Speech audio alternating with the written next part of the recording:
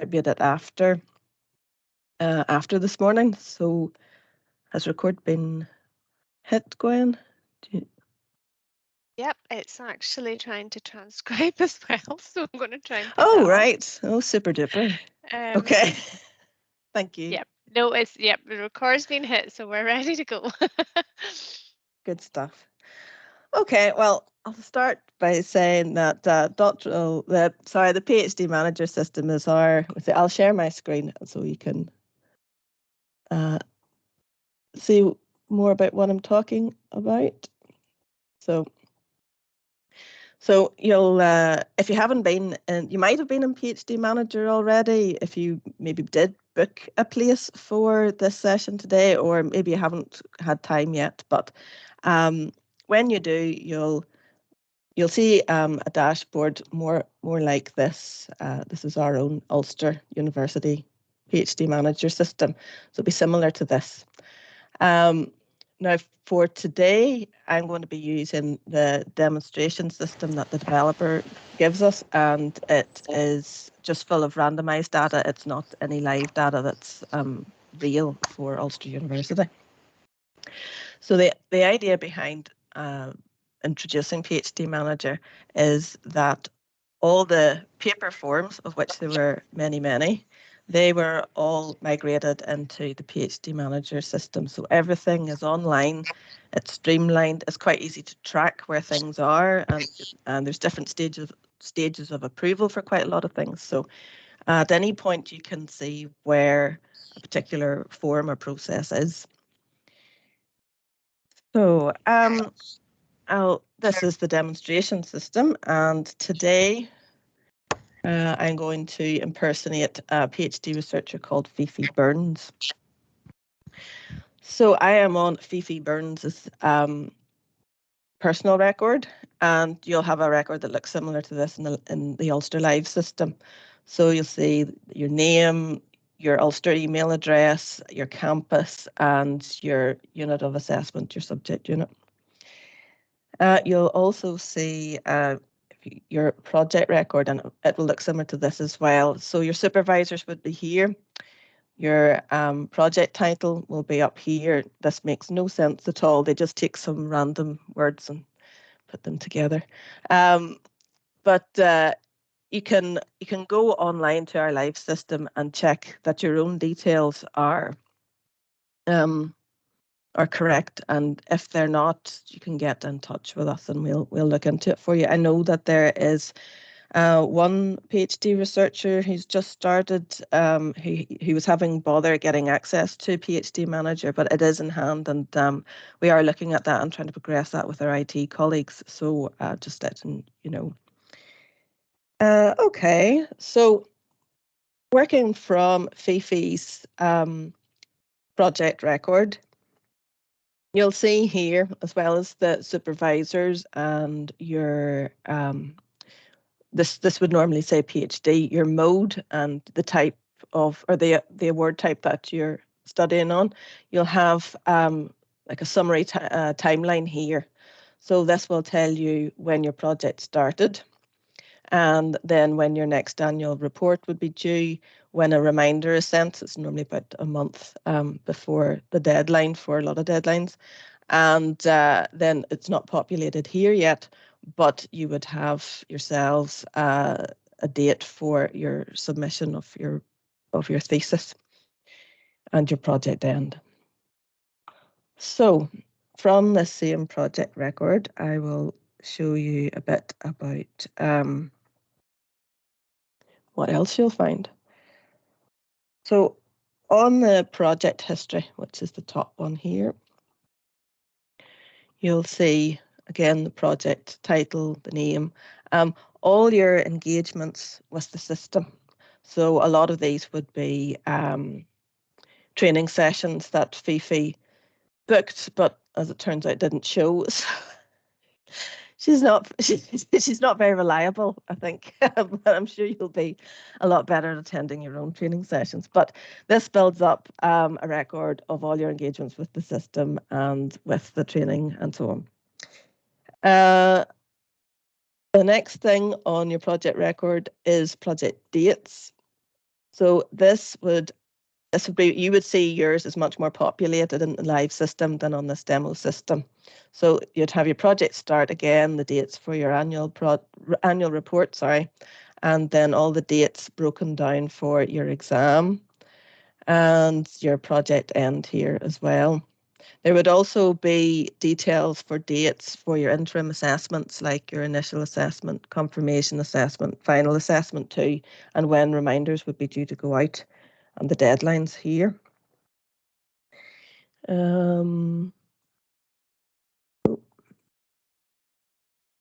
Next would be supervision meetings, and you've probably talked about that in induction already. So you'll know that you're expected to have at least one formal meeting with your supervisor per month. Now, it can be with all your supervisors or just one of your supervisors, but you're expected to have at least one every month. You might have maybe less formal ones elsewhere, even just in a coffee shop or something like that. But you need to put down a record here on your project record.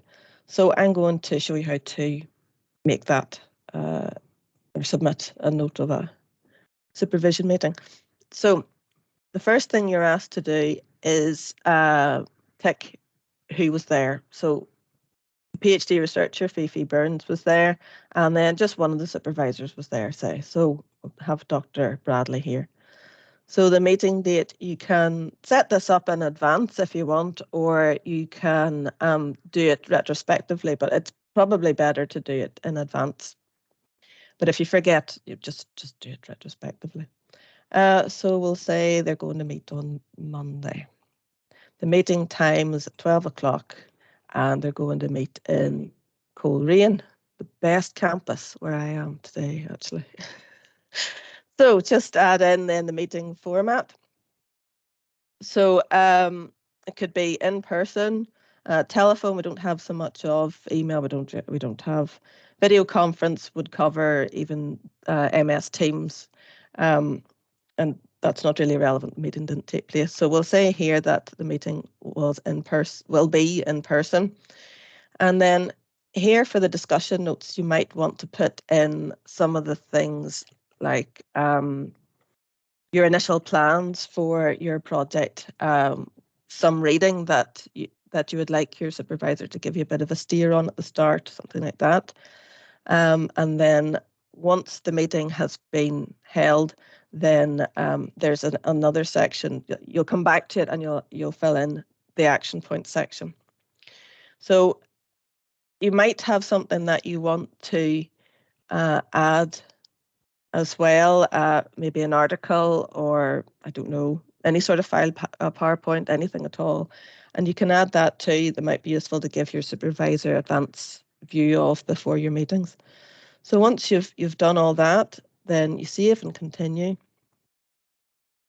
And then you have, you've got that set up. So it'll show you all the details down here. Your supervisor will be able to access that. And then there's a wee prompt here, a wee reminder to go back and confirm when the meeting's taking place and to add in any action points. So you can see on the status bar up here, and this will be the same for really all the forms and workflows, that it will tell you where it is. So at the minute, this is saying participants are gathering meeting notes. So that can be your supervisor and Fifi. And then once you've had your meeting, you'd come back and edit, and it's a very similar process. You go back in to put in the action points and confirm the meeting has taken place. Now, just you've probably heard as well at induction that for our international students who have student visas, there's an extra importance with recording that you have at least one in-person meeting per month with your supervisor. So the engagement with your studies is monitored by checking have you had at least one formal in-person meeting per month. If maybe there's a difficulty where your supervisor is not available, both one or the other, well, if neither of them are available to speak to or meet in person, then You can ask your PGT for some guidance on what their next steps are, or certainly come back to the doctoral college and explain what's happened, and we'll try and help you out with that. But it's really important that those on student visas record the in-person meeting. It can't be meeting by MS Teams. There's at least one in-person meeting per month. And we do check that, and compliance do ask us. The Central Compliance Department does ask us for that information. Okay. Does anyone have any questions so far? I was just going to say that Yes. it might be useful just to prompt the supervisors sometime are a bit slow to confirm the meeting has taken place. So sometime, though you may be doing all you can to record the meeting and everything, if they don't kind of agree that it did take place, then it doesn't get formally logged. So it's just maybe needs a little bit of managing your supervisors at the start to make sure they go through that process. That was all. And thank you. They won't mind being reminded of that. You have to keep an eye on your own records and things to make sure that they're up to date. It's you have to look after your own admin here.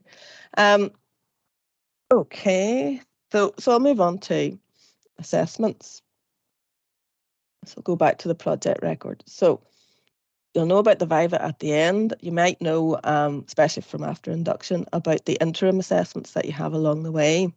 So you have your initial assessment around 3 months after you register for full-time PhD researchers, and then about 6 months for part-time PhD researchers. Confirmation assessment, then that's about 10 months or so after you first register for full-time, and twice that again for part-time mode.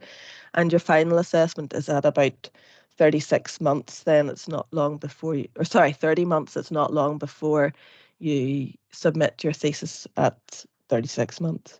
So, and then that's twice that again for part-time normally. So these are way off down the line for you at the minute. So we'll go with the initial assessment. Now it's probably the next, well, the units deal with them locally, and they will set their own requirements for what format it will be and when exactly they'll have them. But I know that quite a lot of units would schedule theirs for January and June each year, depending on which assessment it is, if it's initial or confirmation or whatever. But you'll find more detail about the format of your own for your initial assessment in your own area on this page here, the subject level contacts page, which gives the research stretch, postgrad tutor, admin support, your PhD researcher representative, and here's the handbook here. So just for example, there's architecture. So they all follow a very similar format, but I just thought I would show you where you would find that. Right, so Fifi has got to the stage of her initial assessment. So we go to create new application. Yes, start. You'll be asked this for a lot of processes, then please confirm the details are correct. And yes, they are. So please upload a short report on how your research has advanced since registration. So as I say, you'll find the exact format for your subject area in the handbooks, but it might be typically a 3 to 4 page report. So we'll choose a file here. I'll go with test. Also a Turnitin similarity report. So that's a plagiarism detection type report. So put in test here. Additional files, you may or may not need this. And save and continue. So practice, this might not be, probably won't be relevant for everyone. So a practice component would be something more practical, as it suggests. So for the likes of music, it might be a composition, or for art and design, it might be a piece of artwork, or sculpture or something like that. So we'll say here that Fifi doesn't have a practice component. Save and continue. On to further development. Please outline how you intend to develop your proposal to ensure it forms the basis of a PhD submission. So we'll just put in test. Training and development. Now for this section, this is very clear. You must complete the research integrity course before your initial assessment. So I imagine that the research integrity course was something that was talked about at induction. So it's something you could start even now, but certainly you could be doing this before December. Don't leave it to the last minute. It's the details for it are here on the live dashboard, just at the very top here. So it's found on Blackboard, and you can get it on this link here. And then when you have completed that, then you email the certificate that gets generated to this email address. But give time for this. Don't leave your submission for your initial assessment until the day before it's due. So any further comments? No, not really. There'll be a summary of all the sessions that you've attended for training as well. Let's go down to the bottom for save and continue. Risk assessment. If you're working with children or vulnerable adults or something, then you would be required to do an access NI police check. So this may or may not be relevant for your own particular project. So save and continue. And then, as I say, there's the status there. So waiting for submission. Now, I wasn't able to put in my training needs analysis because I didn't upload the certificate. But once I would do that, then the status would update. So after you submit your initial assessment, then the unit will arrange a time for the assessment, and supervisors might add to it, and it'll be approved within the system then. Does anyone have any questions about that?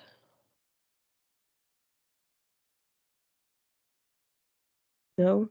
Gwen, have I forgotten anything? Excuse me? No, not at all. Oh. Okay, Yep. excuse me? Yes, go ahead, please. If I started with the initial assessment before it's the pointed date, and I have to delete this initial assessment. So what are the steps to delete it until the right moment I have to do that? Yeah, what's your name, and I can delete that. I'm Akram Shira. Okay. Would you mind putting your name in the chat, and I'll pick that up later then, please? I can do that. Thanks, Gwen. I have right. Akram's details. So Akram, have you initiated it and you just want it deleted at the moment? Is that it? Yeah, it's annual. It's annual one, but I haven't reached that date. So I just by mistake I started with this assessment, but I want to delete that and I concentrate to the I deliver the initial one. Right. So just to delete the initial assessment. The annual report. Annual report, yeah. Is it? Yeah. No, I can do that. That's okay. I'll do that for you just now. Okay. Thank you. Yes, if there's anyone who has started something at the wrong time, or they've made an error and they can't rectify it, just get in touch and we can delete it. We're the only ones that can do that. Yes. I have undergone the integrity course and completed, and I emailed the research integrity team, and they got back to me that they've updated my system, but I can't locate it within the PhD manager system of mine, and I want to know where I can locate it to verify if it has been updated. Okay, it's probably in your training log. Say on the demo system, it would be down here, at the bottom of your project record. It would be down here. Yeah. If you don't find it there might be a bit of a delay, but normally it's only maybe a day or two. But If it's not there, come back to us and we'll look into it more for you. All right. Hello. Hello. I'll put Lisa's details in the chat for that query about the training. Yeah, research or development. Yeah, I'll put her details just now if you want to contact her if you can't find it. Okay. Good morning. Morning. Yeah, you were talking about the personal meetings that will take place at least physically between the supervisor and the researcher monthly. Yes.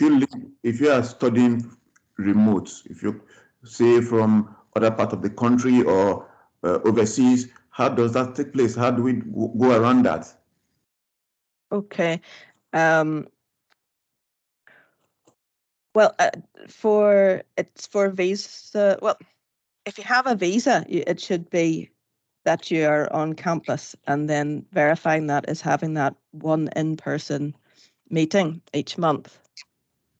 Okay. If you're studying remotely, which means that you're not on a visa, then it's not an issue. You can have the meetings online. On Teams. Pardon? I said, will that be on Teams then, for example? Yes, you can have them on Teams if you don't have a visa. Yes, that's okay. Okay, that's good. Okay. All right. Right. Thank you. So the next thing then, I'm not going to go into confirmation and final assessment, but those are very similar processes. The format for them will be in your subject handbook and so on. But I will talk about annual reports here. So an annual report is submitted by the 1st of May each year. So even though you're only starting now, you will be asked to do an annual report for the 1st of May. Now, it's a bit like a satisfaction survey, so it's a chance for you to feedback if you're having any issues with your work or maybe facilities or could be anything. The key thing about it is that it's confidential. So what you put in your annual report won't be seen by your supervisor.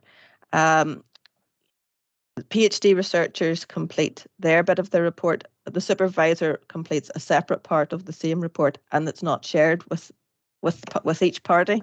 It is shared though with the research director for the area, so they'll see both parts. And the idea is that if there are any issues, then the research director can identify them and approach either of those people to try and resolve any issues. But they would say someone had said that they were having an issue with their supervisor, they would approach the PhD researcher first to check, is it okay if I go and talk to your supervisor about what you put in your annual report? Okay, so it's a tool to make sure that you're happy and satisfied with how things are going. So I'll start then my annual report. So again, my project details are correct. So attendance period spent at university since initial registration or since the submission of the last report. Okay. Do you know, I think I might just have to put in a January date, but pretend it's 1st of May.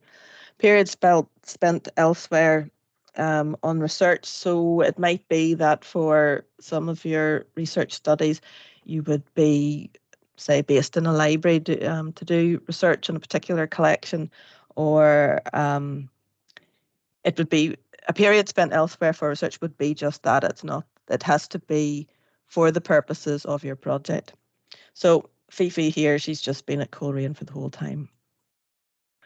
So in terms of support then, first question, I'm satisfied with the quality and timeliness of support provided by the research director, postgrad tutor and faculty-based admin staff. Yes. No, we'll be more positive, mostly agree. So if you weren't, if you were really happy with something and you wanted to feed that back, you can put that in the comments box. Similarly, if you're not so happy, please put something in the comments box so then there's a chance to remedy it. So I'm happy with the support provided by the Doctoral College for the PhD Research Administration. I'm satisfied with my supervisors following assessments and submission of draft work. I'm satisfied with the level of contact and number of substantive meetings with my supervisors. Mostly agree. If your supervisors are busy people, so if you're having any bother trying to get meetings, or they haven't come back to you, just ask again. It just might be that they've overlooked having that, so they won't mind you reminding them about it. I'm satisfied that my expectations have been met in terms of provision of adequate resources now. So have you got everything that you need for your studies? I'm satisfied with the research environment, research ambience, seminar programme, opportunities to discuss research with other PhD researchers and wider research community. So do you feel that you fit in with the research culture at Ulster? We're very keen that that's something that's nurtured and you feel part of that. So I'll say mostly agree and then save and continue. Progress, so please provide a summary report of progress to date. So you might want to write a few paragraphs in Word first and then copy and paste it into here. That's maybe the handiest way. Target submission date. Will you meet the target date for submission of your thesis? So we'll say yes. Save and continue. So this last tab deals specifically with the Researcher Development Programme. I'm satisfied with the Researcher Development Programme. I keep updated with the programme by that you'll receive weekly updates. All the information's on the RDP. I don't think we use Yammer so much. There's also a good presence on Twitter too, word of mouth. How many Researcher Development Programme sessions, workshops, well, in person or online did you attend? I'll say 3. Any details for sessions with which you were dissatisfied? Please provide any further feedback. So please tell us anything at all, positive or negative. Save and continue. And then you've chosen to submit your report. So you may or may not want to add anything else in here. Confirm. So again, with the status, that'll tell you that your part is complete. And then that the supervisor, as I say, will do their bit. The research director will look at both. It will go through a workflow as well and get finalised and approved. Now, just to say as well that you don't need to wait until 1st of May for the annual report process to raise any issues that you're having. You please don't. It's best to get anything nipped in the bud pretty early. So if you have an issue, talk to your supervisor, or you can talk to your postgrad tutor as well, or come to the Doctoral College too. There's the head of the Doctoral College for Coleraine and Magee, Alison Gallagher, and there's Patrick Dunlop for the head of Doctoral College in Belfast, or there's Gwen and I, and there's normally someone on campus at Coleraine and at Belfast every day except Fridays. And then at Magee, Alison would be on campus at least a couple of days a week too. But you can email us or phone us. There are other support mechanisms as well. So you'll be aware of the student support team, and they'll deal with anything from providing support for financial issues to accessibility and disability issues, your mental well-being as well. So there are different things available to you. Don't feel you can't talk to someone. Right, so that's the annual report done. Does anyone have any questions about that? Yes. Yes. Yes, it's Peter for here again. I have a few things to ask. Apologies, maybe I'm going to be taking you one step or so backward. You've been talking about this, the 1st of May and the report. Yes. What is this report? That's the annual report. So the annual report, forgive me, but what does it contain? Because I'm just starting off, so I'm just trying to prep myself. how to start it Yes. right now before I get to May. What will it contain? Well, I'll go back into it and show you what it contains. So it's basically about your satisfaction with how things are going in terms of the support you get from the faculty, and with feedback on your work, with the number of meetings you have, you're satisfied or not with resources, and with the research community at Ulster.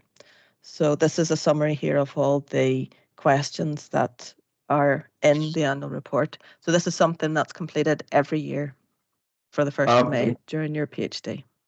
All right, Does that help?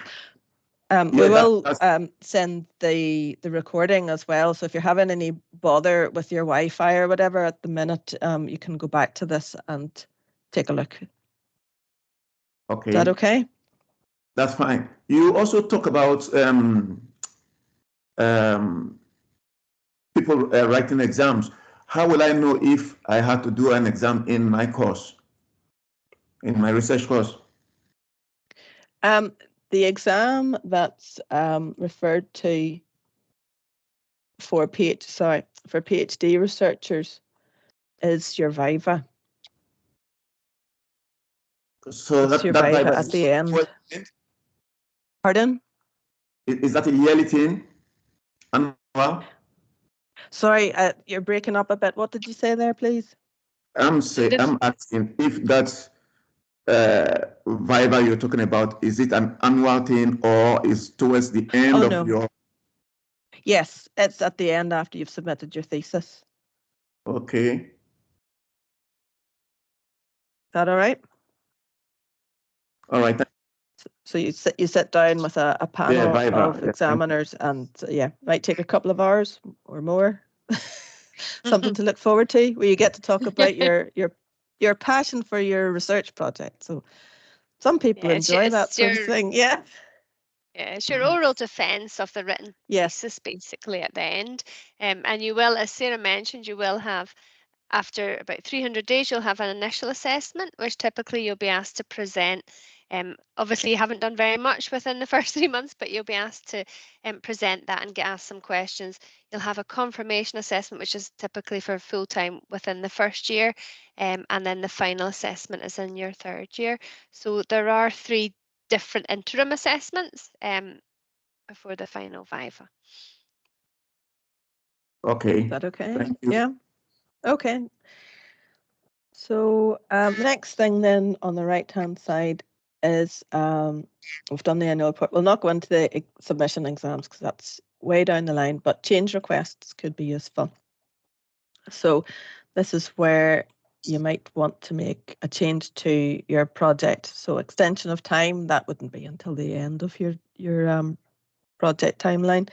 You might want to transfer your mode of study from part-time to full-time, or full-time to part-time, but just be aware, please, for those who are funded, that you would lose your funding normally if you were to transfer from full-time to part-time. If you wanted to exit early from your PhD, you would transfer your program from PhD to MPhil. Study away request, that's, as I mentioned earlier, maybe you're going away to spend time with another institution or with a library somewhere else, or you're doing some field work. Leave of absence as well, that's for if you need a longer break from your studies, your research studies, your thesis title or modification of program of work. So it might be that you find you need to modify the title for your thesis depending on how you find that the research is going. So you can change the title through here. And then hopefully you're not thinking about this already, but you can request a withdrawal from your studies. But of these, I'm going to use the leave of absence as an example. So leaves of absence can't be submitted retrospectively.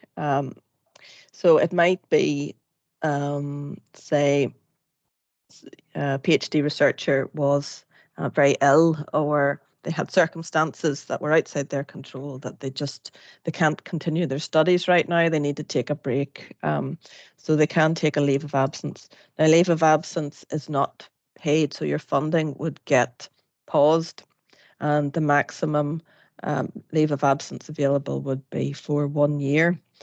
Also, just to say that maternity leave is processed through putting in a leave of absence as well. So confirming the project details, that pops up frequently. Project details are correct. So start date of leave of absence, I'm going to start it tomorrow. End date might be 3 months. Reason for request, I'm going to say not well. So an absence code would be health here. Now, to note that one of the options here is employment, but for those who are full-time, employment is not a reason that is valid for taking a leave of absence. Yeah, as well, if you are having to take a break from your studies for illness, depending on your funder, but DFE, Department for the Economy, and also the VCRS studentships offer sick pay. So I think at the moment it's 13 weeks at full pay. For leaves of absence too, if you're off for, like in this example, 3 months, the time that's taken off during the leave of absence, it gets added on to the end too. So supporting evidence, that might be, say, a medical certificate. Progress with research to date. So add a note there, anticipated date of completion then for the leave of absence. Save and continue. And then you've chosen to submit the change. Sorry? Sorry, the anticipated date of completion is when they... Oh, for the project, is it? Yeah, the project rather than the leave of Sorry. absence. Sorry. Yes. No, thanks. Oh, well, I'll pretend that's about 3 years on, or 2 years longer anyway. Confirm. So that will go to your supervisor, and once they take a look at it, then and approve it, then that would update and say where it is. So as well, if you were, this is a very different process from, say, you were sick for a week or so with flu. So that's different. That for that you are asked to record a period of absence. For a short illness, that would be managed through the absence process, which is slightly different. And you would get paid for that time, but you don't get extra time added on to the very end because it is just a shorter period of time. So I'll show you that. So absence is down here. Start project details are correct. So reason for absence, right, there are a few options here. So annual leave, you have 40 days. Yeah, this is, now you're a PhD researcher, you are almost treating your postgraduate research like a job. So you don't have breaks as such for exams and things like when you were an undergrad. So you just, and breaks in between semesters. So you're here kind of all year round, even during the summer. But you do get 40 days of annual leave, and some of that 40 days are days when the university is closed. So the details of that are I'll show you in the live system in the guides. Down here in absences, this is the link here. And it gives you the list of holidays for the year. Your next day off that the university is closed is the 17th of March for St. Patrick's Day. So that's a bank holiday. Just going back then. So for absences, you might want to take some annual leave. The annual leave doesn't carry over into the next year either. So, sorry, I should say, once you've taken off the days that the university is closed, it leaves you with about 26 days of floating leave. And it's not carried into the next year. It runs from October to October each year. Sickness, this won't affect your submission deadline. As I say, it's for a shorter period, so that time that you're ill doesn't get added on to the end. If the absence continues for more than 2 weeks, though, you should submit a leave of absence change request, and then that time would get added on. but you'll need evidence for being ill. Authorised absence for study-related travel, so that would be maybe you need a few days away from campus to go and attend a conference or to do data collection or fieldwork or something. If the absence is for more than 2 weeks, you should complete a study away change request instead of this. So we'll say the reason for or the date for absence was I would say it was Tuesday, and then it ended on Wednesday. Or sorry, no, we'll go with a conference. So I'm going to go to a conference next month for a week. So contact details whilst on leave. So I'm going to go abroad somewhere. You put in typically what country or city that would be, telephone number. So what's the best way of contacting you if needed? So that might be email or phone. You put your phone number in. Will you be traveling to a different country? Yes. What country will you be in? That actually would bring something up. Germany. Details of conference or study-related event you'll be attending. So name, dates, and location. And then you may or may not want to add a bit more detail. Save and continue. If you have expenses, you can speak to your admin staff in your unit who would help you with any claims. So confirm that. And then that will show that the status is waiting for the supervisor to approve that. So you should do that in advance of going anywhere. Okay. So I think that's probably most of the things, most of the admin things before we move on to training and development. Is there anything about those change requests or absences that anyone wants to ask about? Yes, I'd want to inquire about the leave of absence being number 40 days. You said it starts from October to the October in the preceding year, the following year. I'd want to find out if I started in January, does it still count from October, that's the last year, up to this October? It counts from January up to the following year, January. Yes, it would be a pro rata number, which I can't do in my head, but 26 days for 12 months. If you work that out, then from January to October, that'll be a slightly lower number. Gwen, how are your sums? I'm just trying to work that out.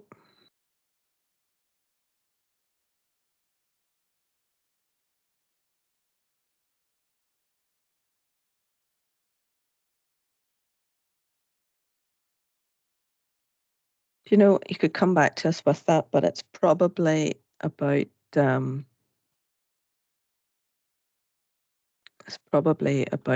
21 or so. I can check that out for you. Is that okay? Right.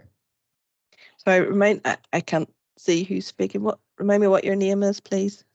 Richmond. Thank you. Okay. So we'll move on to training needs analysis. So this is something that you might want to involve your supervisor in and discuss with them. You'll see here that you get a chance to assess yourself in terms of what your current skill level is, and you can work through the personal effectiveness, research, governance. What's your knowledge on that? Your engagement. So how are you with working with others? Fifi's really good. Communication and dissemination. So all these kind of skills. And with that, then you can or build a bespoke plan to help further develop the skills that you feel that you want to nurture more. So we can add things to a plan.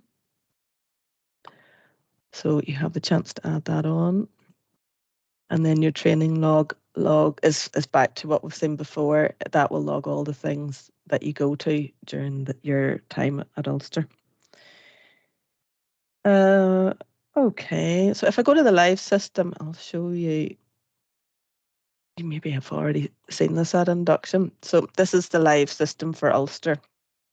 Here is a list of all the sessions and workshops, combination of some are online and some are in person.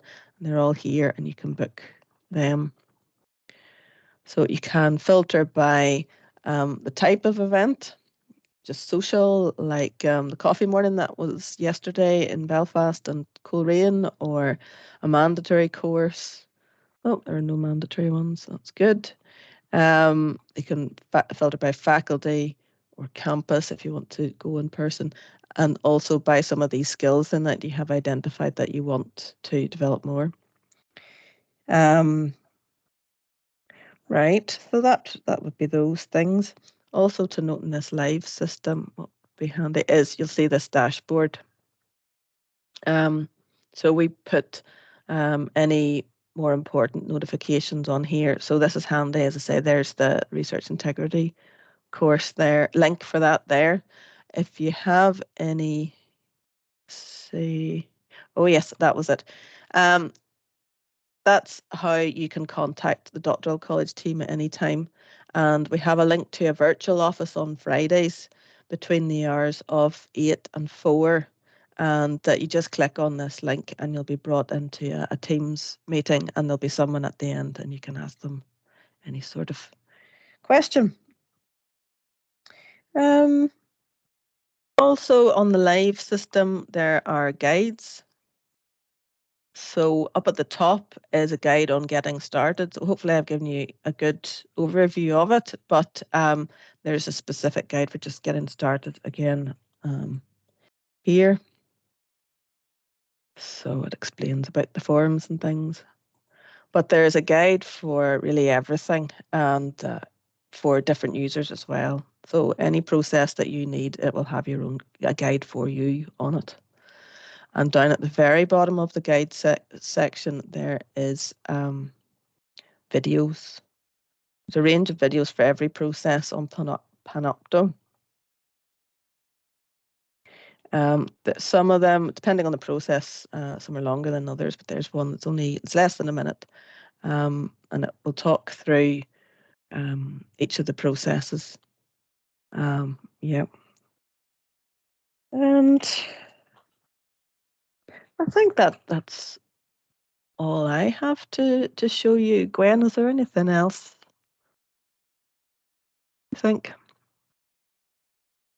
No, I don't think so. I think that's the main thing. I mean, the guides are there. You can see the on-screen and the videos, as you know, as Sarah mentions. If there's any particular, it might be worth having a look at that. For example, as you maybe approach your initial assessment, it's just a way of seeing the screens without initiating an actual request.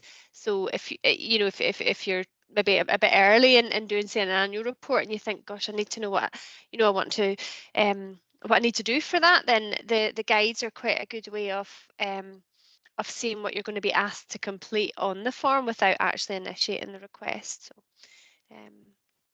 no, I think that's okay. How's the chat looking? Any queries coming through on that? Yep, no, I think we've knocked them off, I think. Just a few about annual leave and things like that. So okay. I don't think there's anything outstanding, unless anyone else has any other queries they want to into the chat. Sorry, Sarah. Yes, Peter. Did you say you'll be sending this the record of this meeting out to us? Yes. Okay, that would be wonderful. What? So we can refer to it, you know, over time, and you know, brief ourselves even more.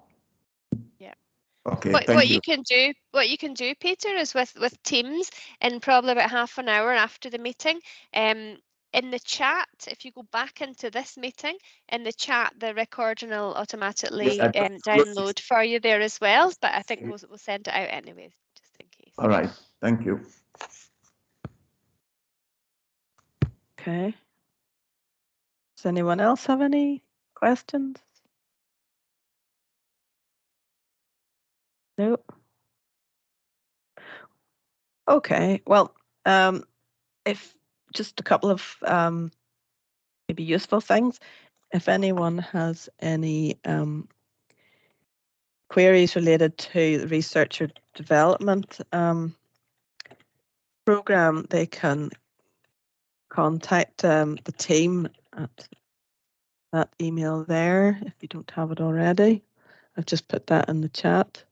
And then for the doctoral college, so maybe if there's some more admin type thing, then you can contact the doctoral college on the PGR mailbox here as well. Is that helpful? Couple of other things maybe.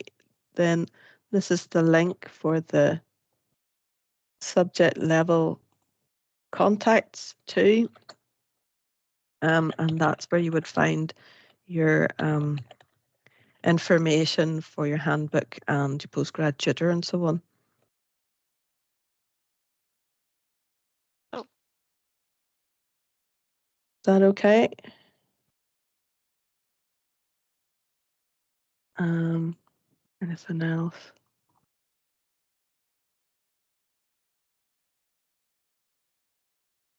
Okay.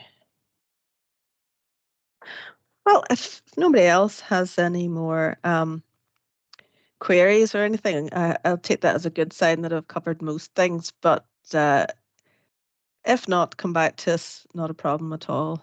We'll always be here. We like a chat. Yeah. Yeah, and it Right. might be that you do. It might be that you don't know the questions until you're using it. Yeah. So don't be afraid to give us a shout anytime. Yeah. So I hope you're settling in well to your studies, and if you're new to Ulster, that you're finding your way around and liking it so far. Okay. Right. Well, all the best then. We'll see you soon, I'm sure. All right. Thank you. Hey, thank you. Bye-bye. Bye.